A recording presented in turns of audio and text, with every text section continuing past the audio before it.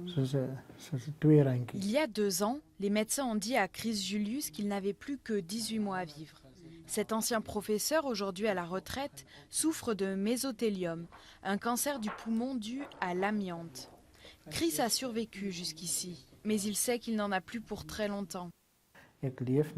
J'avais l'impression que j'allais être envoyé sur la chaise électrique. C'est toujours ce que je ressens.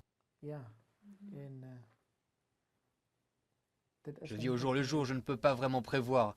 Je ne peux même pas en parler avec ma femme. Pour elle aussi, c'est difficile. La belle-mère de Chris est décédée de cette maladie. Son neveu aussi. Il avait 26 ans. Dans cette rue, chaque famille a perdu un proche à cause du cancer. Nous sommes à Priska, en plein centre de l'Afrique du Sud, une région où a démarré l'extraction de l'amiante au XIXe siècle. L'amiante était utilisé pour l'isolation. Personne ne savait alors à quel point c'était dangereux. Quand le lien entre l'amiante et le cancer a été fait, l'entreprise britannique Cape plc a continué l'extraction jusqu'en 1979. Des milliers de mineurs ont attaqué le groupe en justice.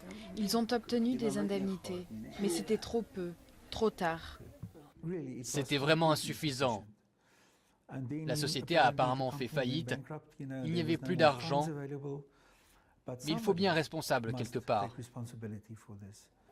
L'amiante continue à faire des ravages. Tout est contaminé, des maisons des habitants aux écoles locales. Près du site industriel désaffecté, un morceau d'amiante. Les gens passent devant tous les jours. Le cancer n'emporte pas que les anciens mineurs, mais n'importe quel habitant de cette ville. C'est catastrophique ici, mais il n'y a aucun moyen de rayer Priska de la carte. Ça coûterait des milliards au gouvernement.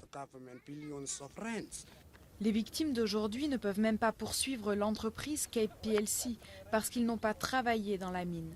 Ils en appellent au gouvernement pour que la ville soit débarrassée de l'amiante. Mais ils ont une longue bataille devant eux. Et le temps n'est pas de leur côté.